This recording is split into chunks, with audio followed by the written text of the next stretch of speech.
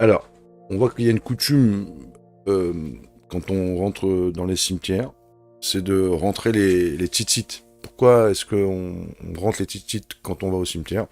On dit parce que les âmes sont jalouses. On dit ça veut dire quoi? Pour pas embêter les âmes, pour pas agresser les âmes. Voilà, donc ici il y a un vrai sujet, c'est que on va dire l'objectif de l'être humain, on peut dire la grandeur de l'homme, pourquoi l'homme a été créé, parce que c'est qu'en réalité on met l'âme et le corps qui sont deux dimensions opposées. L'âme elle va vers le haut, elle est attirée vers la spiritualité, le corps c'est la matière, elle vient de la terre.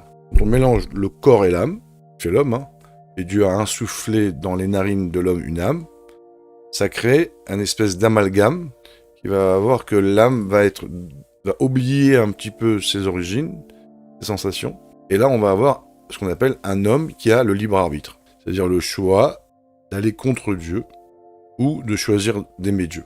C'est toute la vie, quoi, le combat entre le bien et le mal, etc. Donc si je décide de faire le bien, c'est mon choix. Comment c'est possible? Dieu a tout créé, Dieu a tout donné, Dieu est la source de tout. Comment je peux aller contre la source de ma vie? Ben, c'est le fait que l'âme est dans le corps, que l'âme oublie sa source. Et là, on a l'impression qu'on est un peu indépendant, libre.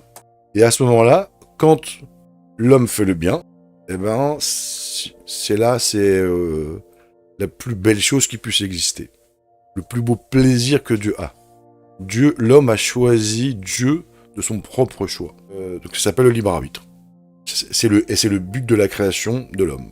À chaque fois qu'on fait une mitzvah, chaque fois qu'on respecte la volonté de Dieu, surtout quand c'est compliqué, quand c'est difficile, quand on est dans le dépassement de soi, Messirut Nefesh, on n'en est pas conscient, mais c'est comme une lumière absolue.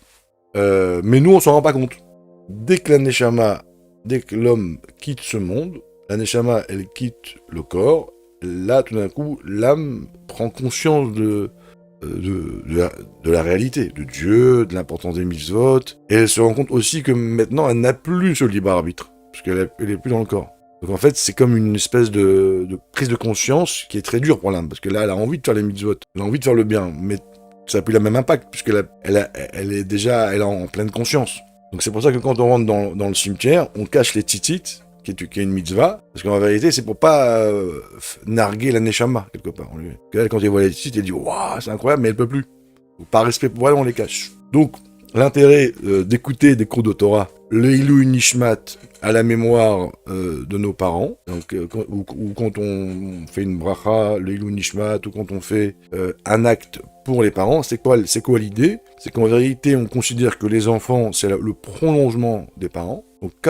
Donc mon père n'est plus là, donc il peut plus faire de mitzvot, ou ma mère. Mais moi, quand je fais une mitzvah, eh ben quelque part, je permets à l'âme de mes parents de profiter de cette forme de libre arbitre que moi j'ai en faisant la mitzvah pour eux. Donc, d'écouter des cours de Torah, le Ilui Nishmat, nos parents, c'est la plus belle, le plus beau kivud avaim, le plus grand respect, et le plus grand bien qu'on peut leur faire.